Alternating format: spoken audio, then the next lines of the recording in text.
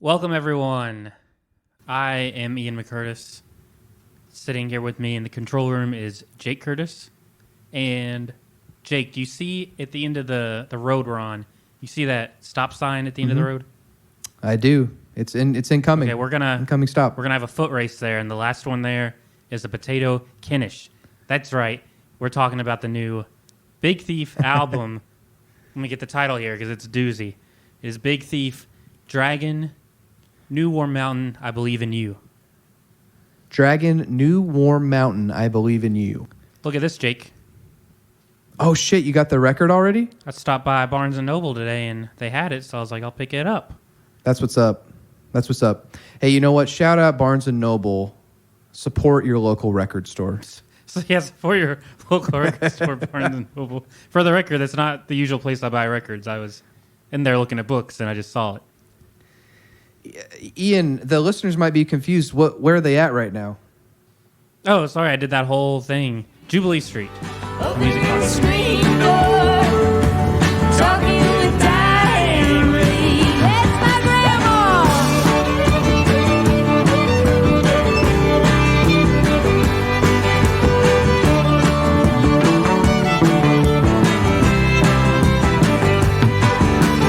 Radio singing from the corner of the kitchen. I got the oven on. This was highly anticipated for Ian. I have followed Big Thief for a while, but this was kind of a record that probably would have fallen under my radar had you not suggested it to us to listen to. So I'm really excited to kind of hear what you have to say and, you know, sort of put together my thoughts on it. Well, I mean, this is a monster of an album, 20 songs. Thank God it's not 20 Black Country New Road songs. That would have been a 6-hour-long album. Oh, boy. So, I guess the sort of main idea of this album is the drummer, who's their producer, was like, Adrian Linker's their main songwriter. He was like, you write all these different styles of songs, but Big Thief just makes these like folk records. Let's make a record that shows off all the different styles we can do, all the like different ways we play these songs live. Let's do that on record. So they wrote 4 different styles of songs and recorded in 4 different studios. Recorded like 50 songs. I guess they picked the 20 they liked the most. And just put out this huge record. Reddit keeps calling it their White Album by the Beatles, and it really is like that. Very experimental, very all over the place. It's like Tusk by Fleetwood Mac or Sandinista by The Clash. It's a big like experiment. It's cool, too, because the momentum of the record never really, it doesn't really get caught up anywhere. It's pretty solid throughout. Yeah, I mean, it's long. I can't say there's no filler, but at the same time, it's not really a bad song. It's just like very long, but that's part of the charm. I think of this album a lot in the way, like, it's kind of mountainous, where there's the beginning of the record, you're kind of going up the hill, and then you get to Dragon, the title track. The title track. And then you get to Sparrow, Little Things, through to like Blurred Vision, and all of those songs are incredible. And then you kind of keep going, and then you get to Simulation Swarm, Love, Love, Love, The Only Place, Blue Lightning. I feel like those parts of the record really clicked for me. You call this band an indie band based on that kind of that quote about the White Album comparison, but I feel like you said this earlier, but this band sounds like a country band to me. Yeah, I feel like they've always kind of flirted with that. I mean, they've always been. So I didn't like Big Thief until maybe 2019 because their first couple albums I associated them with like the sort of like Fleet Foxes, Bon Iver. Yeah.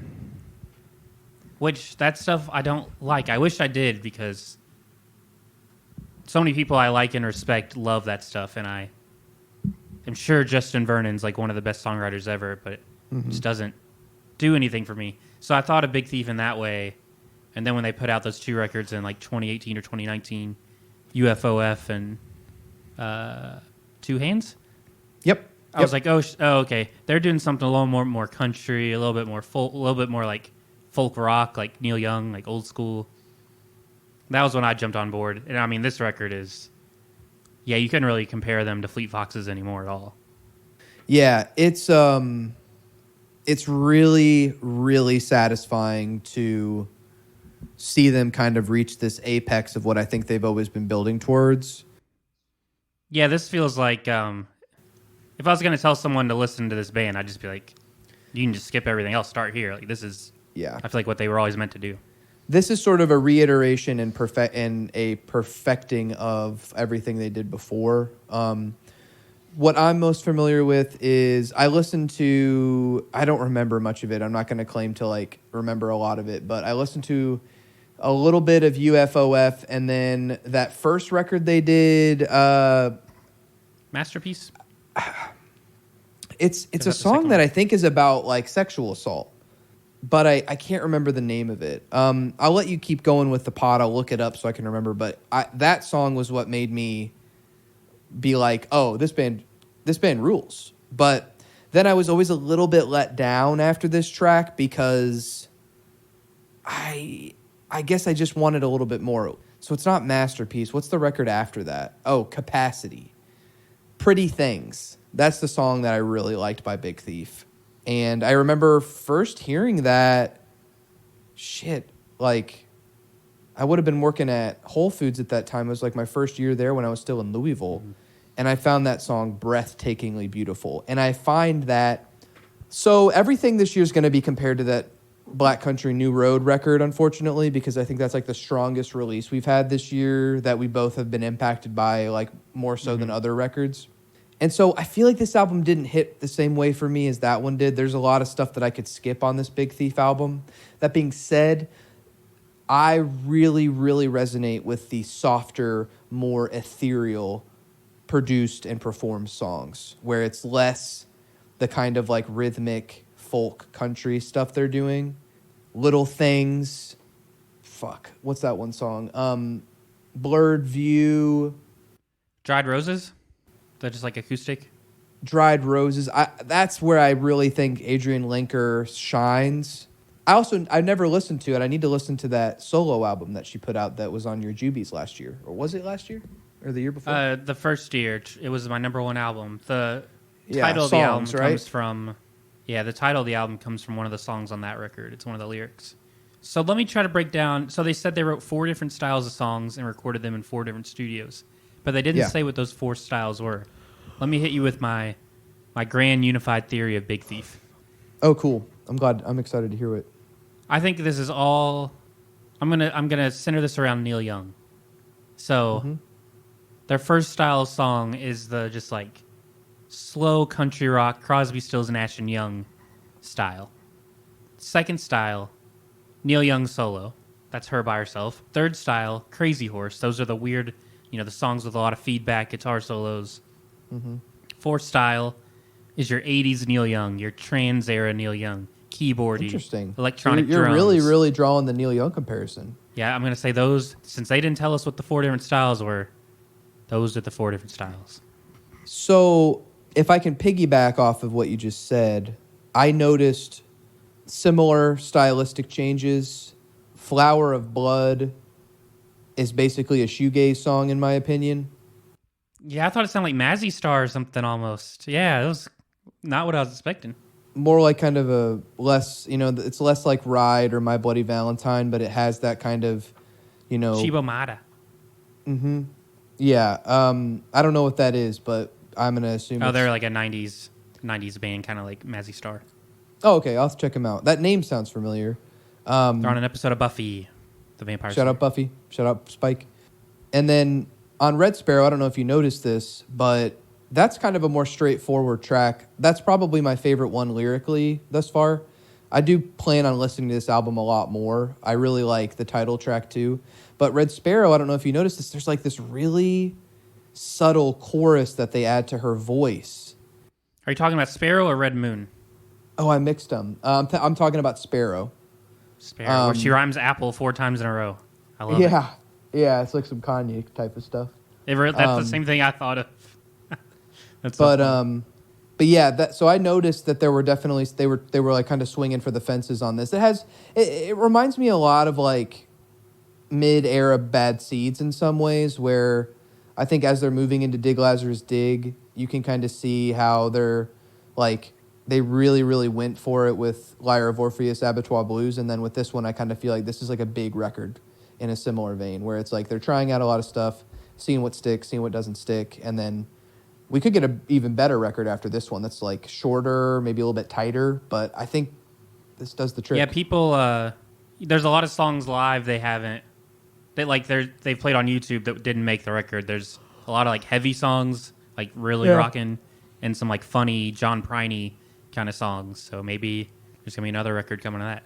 Can I say something a little bit controversial to you? Yeah, hit me with the controversy. Maybe we'll get famous from it. I felt similarly with Black Country New Road, but the more I listen to it, the more it clicks for me. And for listeners who are like, why do you keep bringing that record up? We just talked about it this week, so it's still pretty fresh in my mind. And if you want, go listen to that episode. Ants from Up There is the name of the record we talked about. It came out last Friday. It's a really good album. Check it out. Does it? So you said you don't like Connor Oberst. It doesn't always work for you because it's like warbly. Do you think her voice is kind of warbly? Reason. It's the same reason. Yeah, but I do think it works for me on certain songs, and there's certain styles of her singing that are more effective, and I think her voice is stunningly beautiful. But I do think it grates on me a little bit. And that being said, I don't think the album feels long because the songs and the songwriting are so good. But that is one thing I kind of noticed. I was like, man, I could do with a different singer sometimes. Like, it'd be interesting if they had other people in the band. But I'm in the minority there. I think everybody who likes this band or likes Adrian Linker is probably like more. You know, give me that. You know. Yeah, I'm wondering if we'll see that more moving forward because I mean, their guitar player Buck Meek, who great name. I don't think he's like this. I mean, Adrian Linker writes all the songs, but I think he's like the second biggest kind of creative force in the band. He has a solo career, and I mean, he can sing. He sings backup on some of these songs, so maybe. But he didn't really sing backup that much in the past, so maybe he's going to take more and more vocal duties. It'd be a good mix. He had Their voices sound good together. He had a good little. I don't know if it was him or I don't know if Adrian contributes guitar too, but on I think it's Time Escaping. There's a really neat little like minimalist guitar lick. I usually assume Adrian Linker does all the fingers. She's like a masterful finger picker, acoustic guitar, and then Buck Meek usually does the electric guitar. It could have been Adrian. Not always, but it sounds like kind of sloppy, but not in a bad way. Like it sounds kind of like something that would just come off the dome, and it's like really good, and you just kind of did it with your thumb and your index finger or something. Yeah, I mean she's kind of just a musical prodigy. Like that Songs record you were talking about, the solo one. There's a companion piece called Instrumentals, and it's just improvised guitar pieces, and they're incredible. Yeah, we're in an interesting age of like incredibly composed and well produced like singular musicians who shine. I think the whole band, I think they all went to Berklee College of Music, so I mean that's like a really hard school to get into, so I think they're all just kind of virtuosos. It would be interesting to see, of all the most like successful bands within a certain genre, how many of them went to art school or music school.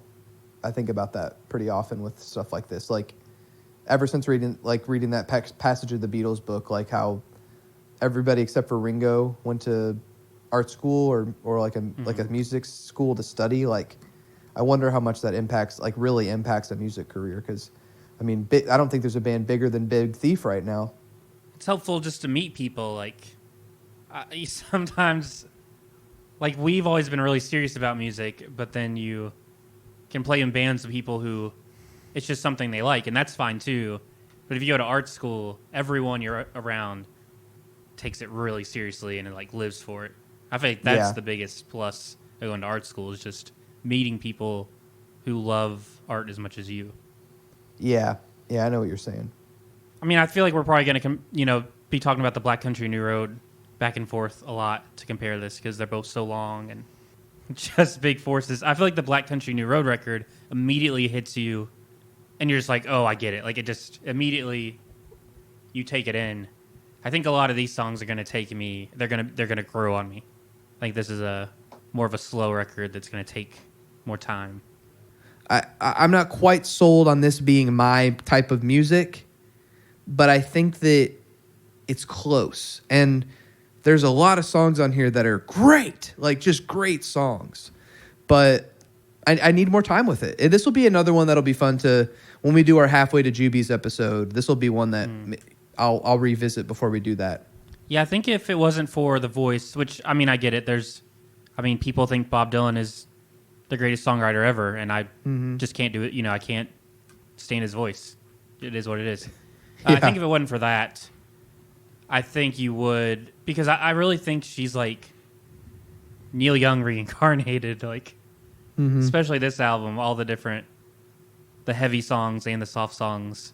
I think the biggest thing that helped them level up on this one is they added an element of fun that these like indie folk bands, you know, they're usually, Fleet Foxes is so like serious. It just feels so like there's not a lot of silliness in like indie folk.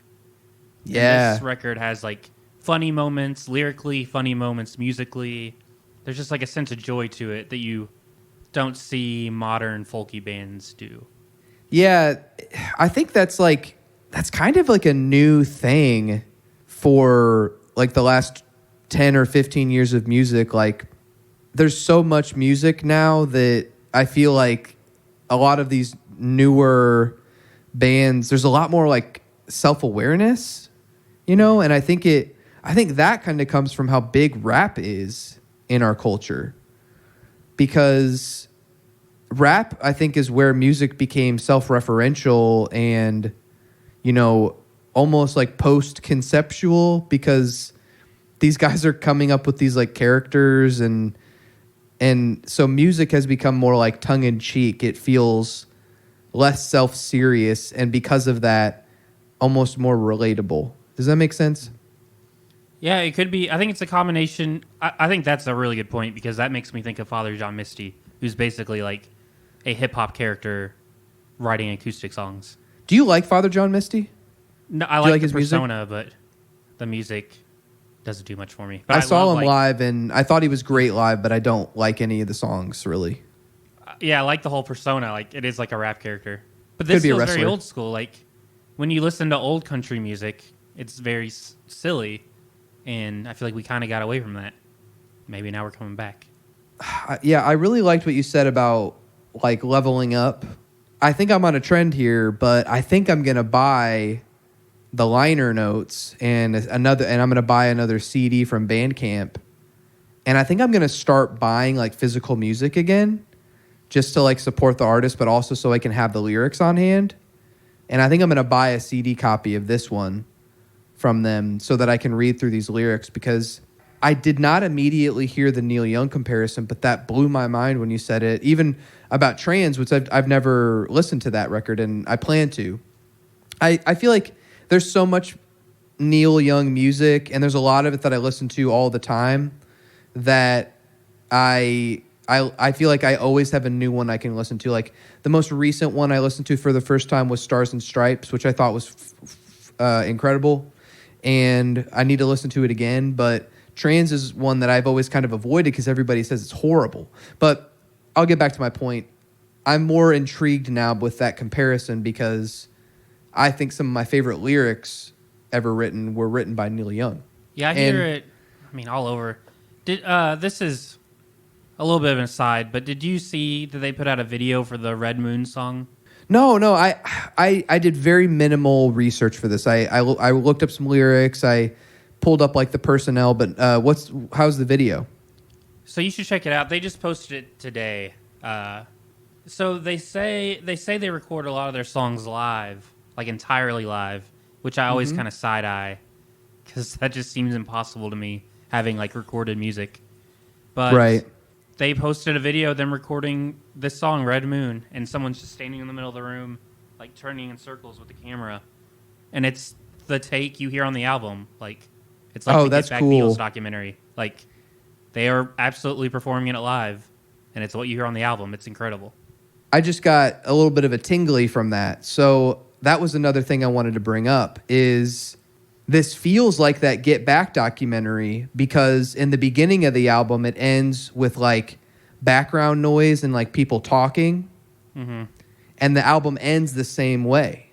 So it feels very intimate and personal because it feels immediate. That was a feeling that I got listening to it. Like everything feels very immediately like relevant and important as you're listening to each song. And it also feels like they're kind of performing it for you, which I think could be a cliche thing to say, but because of like we're all like because of the pandemic and all that stuff, and we're all kind of in our own worlds and we got our headphones in, we are getting that individual experience, but it's different. Like this video kind of like hammered that in where it's like I had this sensation from it where I was like, this feels like how it used to like when I would be at one of your band's practices, or I'd be recording at House of Wax and I'd be in the little room with the couch listening to the band. Yeah.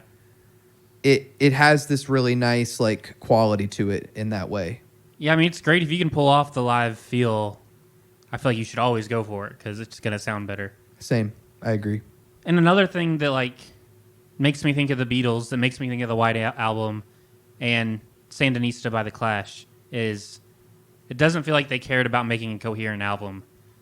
They weren't like, does this fit? They were like, who cares? Like, let's throw on that Little Things song. Like, I don't even know what that genre is. Like, it's like electronic and that's my favorite song on the album. And then Wake Me Up to Drive almost sounds like U2 or New Order. Like, yeah. All these songs are so different. And they were just like, does it fit? Who cares? We're Big Thief. Like, let's throw it on the album. And that's how it is if you listen to Sandinista. Like, some of the songs, you're like, what the fuck are they doing? But they were trying. It's all over the place. I can't get that Beatles comparison out of my head because that's one thing I've always felt about Beatles records is that when they, like, in that time period, conceptual, like, sequenced albums weren't really a thing. Like, you would come up with singles, and then the way it worked is, especially for a British band, you would have the single that you released in England, and then it would get sent over to the States and put on like a random compilation or something. Right. Yeah. And this feels almost like a compilation in a couple of ways because, yes, and again, coming from the fact that we just listened to a highly conceptual record with Black Country New Road, and then we're coming to this, I think I'm looking for more through lines when I think this is just like this is like the opposite. You could throw this on shuffle and it would have the same effect. Well, it's like a classic album, right? Because there are lots of records that we listen to that, like even like NoFX, like there's not a through line with a NoFX song. They're just all great songs. They're not going in and out of each other. There's not like seamless transitions, And that's not quite the best band to compare this to, but that's the first thing that came to mind is that there are great rock albums that don't have like a recurring motif or word. And this was recorded in like 4 different places over 5 months, so you weren't going to be able to have them all flow in and out of each other. But I think that if you ask someone to listen to 20 songs that flow in, that's a lot to ask. That's a lot. It almost works better that these are so separate because you could just listen to a couple if you want and not lose anything. You don't have to listen to the whole thing every time. Man, I found this video while we were talking about the Red Moon video, and I don't think I can get my screen to... Can you... Is that focusing for you at all? Yeah. And with her dog. That dog looks like Blue when she was a puppy. I didn't know Blue when she was a puppy, but I was going to send you a picture. The inside of the album is just a bunch of little photographs, and there's a bunch of the dog, and the dog does look like Blue. I don't know if you can see, but I think this dog might be a healer, but it's got the same like brown patches that Blue has, like the kind of like cow like fur patches. Big Thief has an intern dog as well. What if Blue is fucking moonlighting? I would be pissed. Cheating on us with Big Thief? She's cheating on us with Big Thief. Big Thief, give us Blue, free her. But you got y'all and else out of New York, so that's quite the commute for Blue to make from San Diego to New York, back and forth, back and forth. Well, I mean, Blue was commuting over to the alternative dimension that you were in. That's true. That's true. Where all they were playing was like Blur and Radiohead. You should look. The Big Thief. Big Thief has this song called "Not." It was on the last album. Yes, that song's great. And I know that song. When they play it live, she screams like she's in a metal band, like guttural. It's awesome. I hope that they incorporate that on albums at some point. She can like scream like she's in death heaven or something. I think the thing to take from this album to anyone out there that plays music or makes art is I think we get so stuck in these boxes. Like if you're in a band, you're like, oh, we're a grunge band. So Yep. this song doesn't feel grungy, so we can't use it for our band. Whatever you like, no matter how varied it is, you can use that to influence your art. These songs come from so many different places, and they're like, fuck it, we're going to use them all. I think, Fuck it, we'll do it live. I think people care way too much about like being a certain type of band or a certain type of artist. Just do what you want to make and figure it out later. Yeah, I think that's really well put, Ian. Don't get hung up on Like what we you see can't with all these do. like shoegaze bands and all these post-punk bands where every song sounds the same. And you know they listen to other kinds of music. Why not bring that into the fold? Yeah, I think this is kind of big for music today because other than like rappers, like rock bands don't, or indie bands or whatever, like they don't put out albums that are longer than like 13 songs usually. I thought that was like pretty interesting. Like I don't know if I've heard of a rock band that's not like a metal band that's putting out albums this long with this many tracks anymore. Like music is Usually it's a so big deal. compartmentalized and like put in this like little like perfect like 10 to 12 song box. And I think we praise records for being like succinct and, you know, to the point, but also detailed. And I think that I feel like because there's so much music now, it's like long albums seem less appealing because we want to listen to other shit. But I wonder if this is going to become a thing, like longer albums, more tracks, that kind of thing. Well, I mean, next week we're gonna have the Beach House album coming out. That's gonna be like this many songs as well.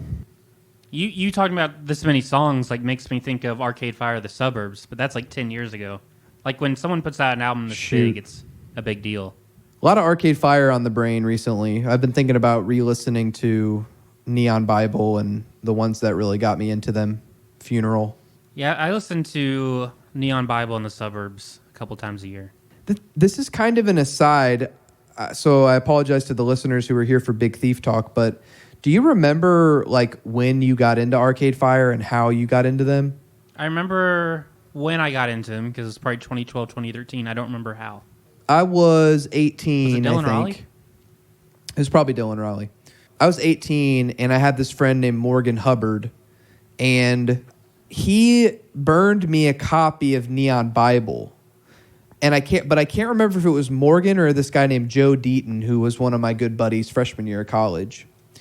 But I remember listening to Neon Bible back in like 2009, 2010. I will have a little controversial statement. Their first record, it's not nearly as good as people pretend like it is. Funeral. I'd have to listen to it again. I can't think of the last time I listened to that album. I really like that. I think it's like Funeral Neighborhoods Part 3 or something. Mm-hmm. It's the one where it's like really heavy and it's like boom, boom, boom, boom, boom. It's got a good little guitar riff on it. What the fire? Yeah. We saw the line. I don't know if those are. I don't know what the words are. Was it them or was it Karen O? Didn't they have a song in Where the Wild Things Are? Or am I imagining that? I think Karen O scored that movie. Arcade Fire scored Her, if I'm remembering. Oh, yeah, I'm getting them mixed up. My bad, film buffs. So what were your favorite songs, Jake? You said. Yeah. Here, I made a little list. My first impressions from the first couple listens. One of them I know was a single, Spud Infinity. I really like that song. It's got that jaw harp. It's got that really cool, just vibe going on. There's a lot of cool apparently her little instrumentation. brother played the jaw harp. Jaw harp. I've never heard of that before. Oh, you should look them up. They're crazy. They can be it's like a harp kind of instrument you pluck and you put it in your mouth, but Oh. you fuck up, you can like fuck up your gums and Wow. dangerous. But they got a cool sound. More you know, listeners, Jaw Harp. Look it up. I'm going to look it up It's later. like a bluegrass instrument, like the washboards. I really like the title track. I think that's one of my favorite ones. Little things I wrote here as my favorite: Sparrow, Heavy Bend, Flower of Blood, Blurred Vision, Simulation Swarm, and then Time Escaping. And then the song at the end that's written about Blue the Intern Dog, Blue Lightning. Time Escaping's kind of got a Gorilla Toss vibe. Mm-hmm. Really threw me off. What about you? So yeah, you really did like the more kind of chill ones. Did you think that some of the ones that had like electronic drums and stuff kind of gave me a Moon in Antarctica, Modest Mouse feel? Did you get any of that? Could definitely see that. That's a cool comparison. My favorite ones, I'm gonna say Red Moon and Spud Infinity, like Jake said, and I think really Blurred View through No Reason. That middle part of the album, that's like the part for me. I thought you were clapping. Oh no, I'm just hitting my. Sorry, I didn't know my microphone caught it, but I am clapping. I'm just blown away by the like ambition to put out an album like this. I love it. Even if I'm not gonna go back and listen to every single one of these songs, I love when bands fucking go for it. Like go for it more. Just like try to make a big statement. Even if half the songs are good, it's still cool you tried to do something like huge. And way more than half the songs are good on this. I'm just saying, I wish, have the confidence to make a big statement. So never say never. I don't know if this song is going to make my Jubies at the end of the year, but I was pretty blown away by it, and I think it's a strong contender. And if I revisit it, which I plan to, probably this weekend, I think it could really be a contender because I remember listening to this and thinking, not on the same level, but similarly with Black Country New Road, where I was like, oh yeah, this is kind of like this also feels kind of important to this time period in a way that only a couple of records last year felt that way. I don't know. 2021 felt so insignificant, but there was so much great music, but it didn't feel like all of this music this year has felt. Like this feels like we're unpeeling something that had yet to have been opened. Yeah, you made like an offhand mention to like someone making, at the end of the decade, a best of 2020s list, and that Black Country New Road being a factor.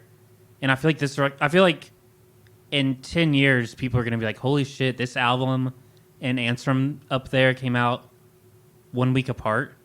Yeah, that's what I'm talking about. These both It's feel kinda like weird. important, influential albums. Well, I can't think of a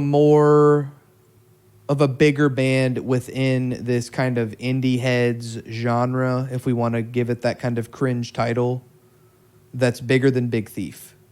I can't think of a band that's on par with them right now. I think a lot of people, maybe myself included, think they're the best band in America right now. They definitely have a lot of hype.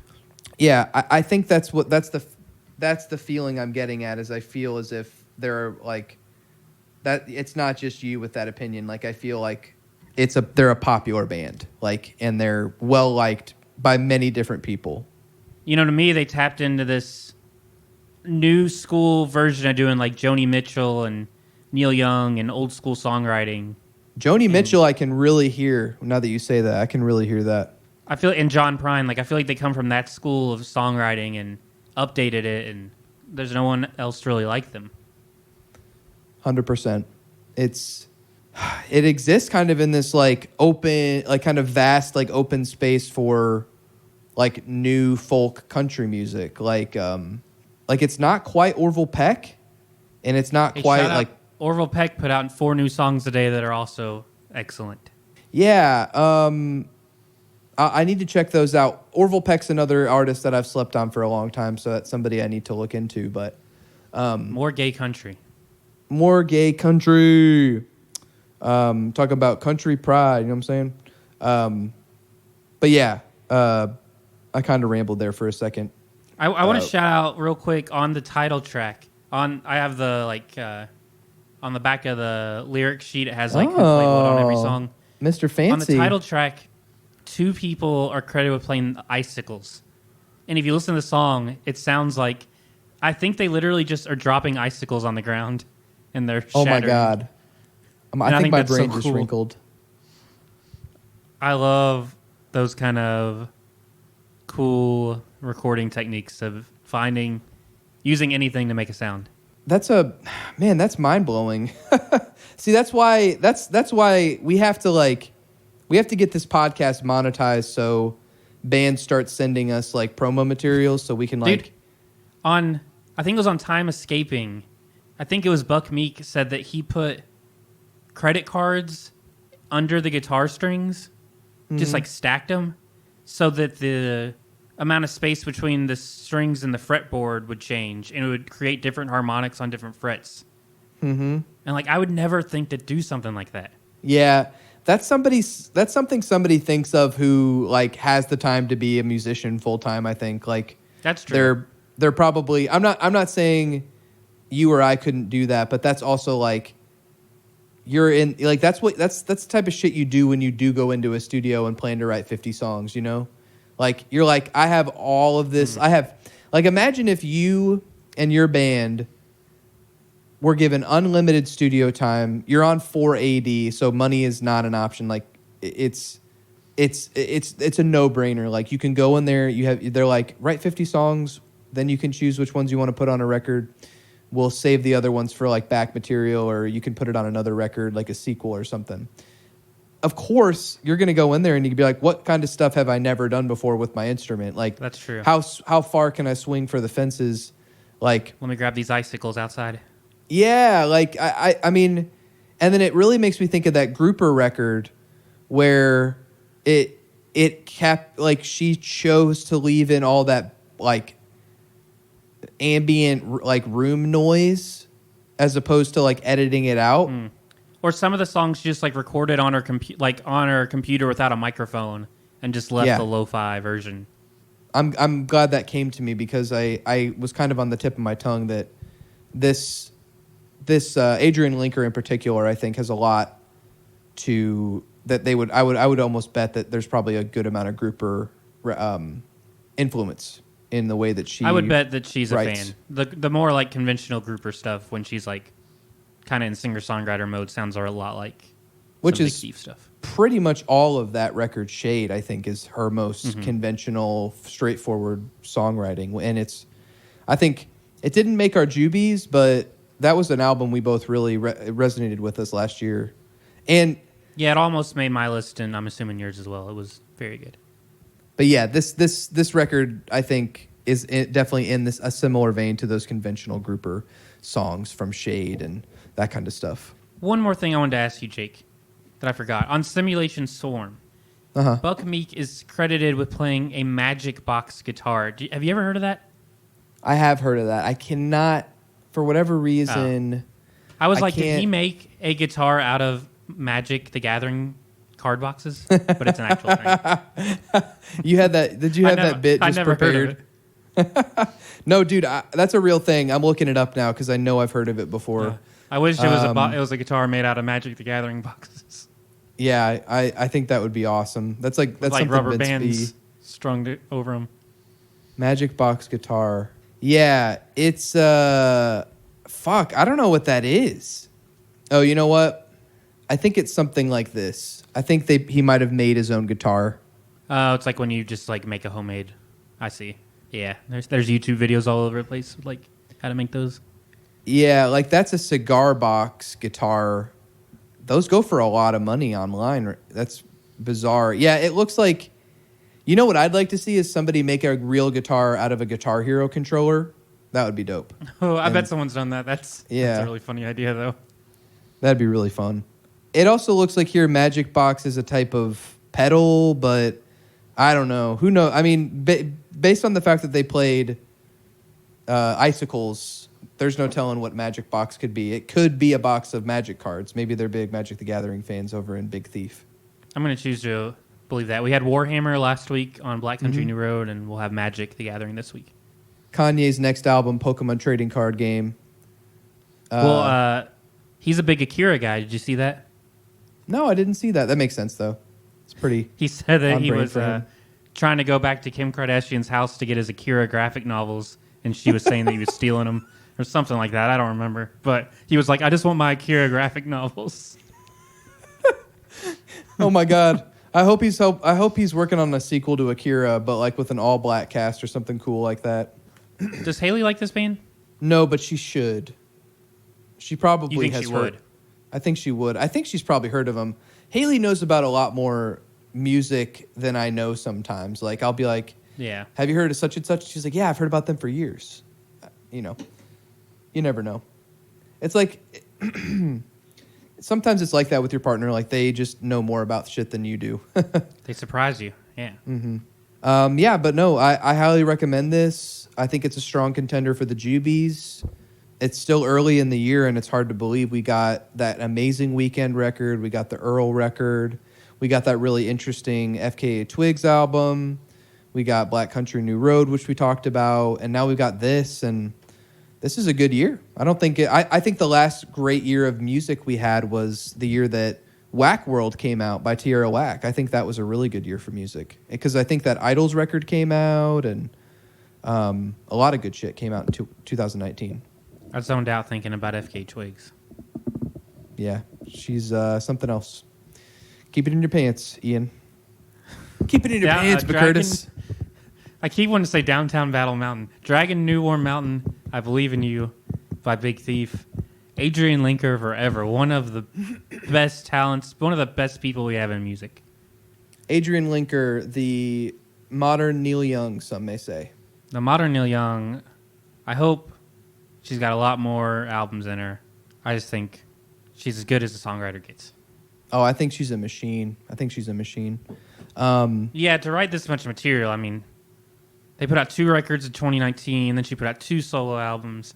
This record has 1 million songs on it. Like, yeah, machine.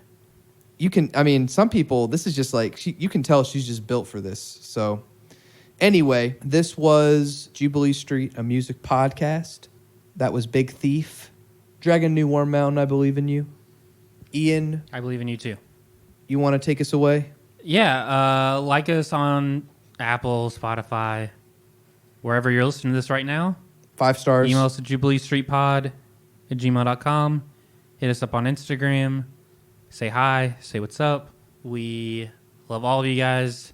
Mario, the video game character, will always be there for you. And good night. Next episode's episode 100. We're doing something really fun. Come back for that. 100 times you've heard us.